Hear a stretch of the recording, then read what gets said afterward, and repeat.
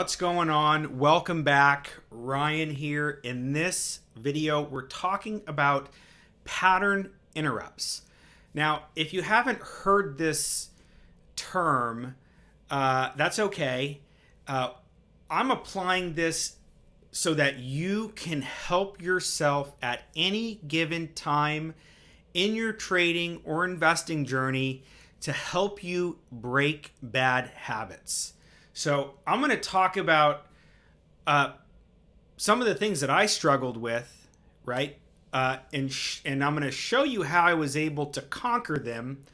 And the way that I did it was using pattern interrupts, right? So when you first start trading options or you're on your investment journey, it's very easy and common for people to win and have gains that can be large or substantial when they're first starting, and then they can fall into a habit of maybe over trading, right? Trading too large of a position size relative to their account, or just trading too much in the market, right? I've been a victim of this, right? Where I got overly confident, I was over leveraged, that then turned into losses. Again, over trading, right? Trying to force the action. And the way that we're able to beat this is, again, recognizing emotionally when we know where we're starting to fall into bad habits, and immediately at that moment doing a pattern interrupt and breaking that cycle, right? So as an example, if you're somebody who is subject to FOMO, right? I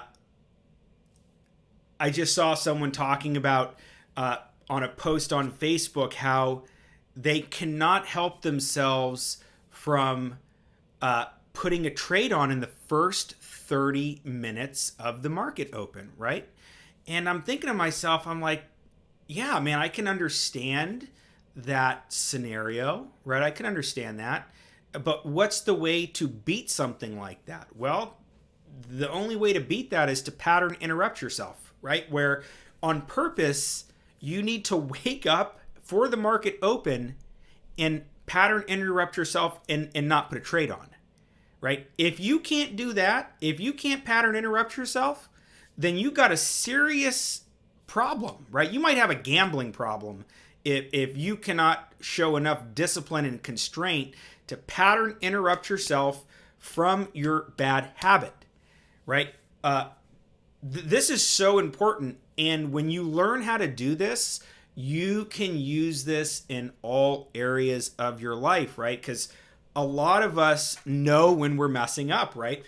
When we're trading, if we put the trade on and it's winning, we have the feeling inside, time to close the trade, but it doesn't happen and we let it turn into a loser. Well, you just missed an opportunity to break that pattern and to pattern interrupt yourself. And for that example, right, if you have a problem being greedy and letting winning trades spiral out of control into these losers, well, the way that you would pattern interrupt yourself there is you just create very, very strict boundaries and rules for yourself. I would even go so much as to say, go overboard, right? That means creating a pattern interrupt that's going to give you the discipline necessary to be in control. What does that look like? Well, that could look something like giving yourself a rule that when you put a trade on, if it becomes even a 5% winner, you close the trade. And you do that until you can do that every time, to where you open your threshold up and you say, okay, now I am going to, every trade that I put on, as soon as it's a 10% winner, I'm closing the trade, right?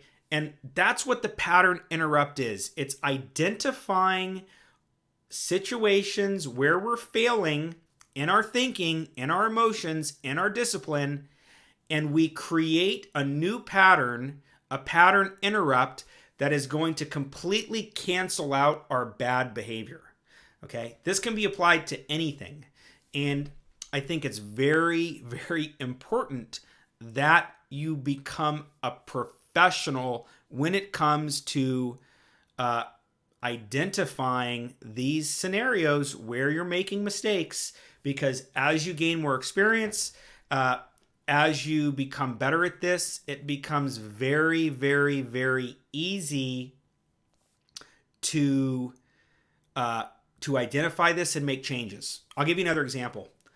I have fallen victim to scenarios where I put a trade on and then something happens and I get emotional and then I fiddle with the trade, and instead of just leaving it alone, I end up causing more damage, losing money, falling victim to that market psychology of FOMO, and then, entering too early, exiting too late, whatever it may be.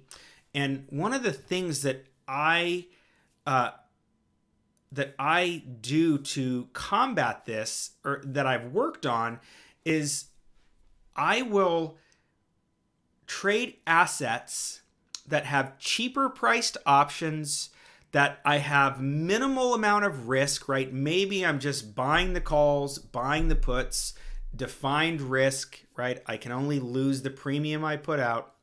And I do it with such a small amount of capital, right? Where maybe on a 50-cent option, I'm just risking $50. But to train myself and to become disciplined and to understand how these pattern interrupts work, what I'll do is I'll find a scenario that I like. I'll pick an asset that has cheaper options. And what I'll do is I'll trade longer term trades, right? Swing trades, maybe 2 weeks to 3 months. And I will specifically buy these cheaper options with the intent that I've already lost the $50. And the only thing that I'm working on is my discipline to not mess with the trade no matter what happens, right?